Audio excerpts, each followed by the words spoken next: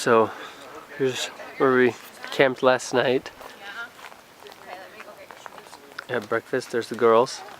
And at about 11:30 last night, heard a loud crash amongst the wind, and I woke up to find this had fallen over. Hey, sit down right here. Sit down. So yeah, needless to say, I was quite astonished as to what happened. Amanda was freaked out that a tree was going to fall on us, but I wasn't. You're so funny at narrating camera video. What? So today,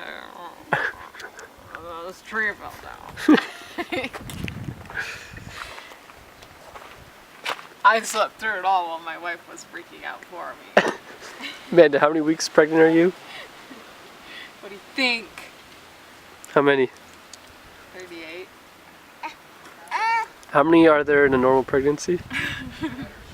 40 for the incompetent. 40 for the incompetent. I don't know.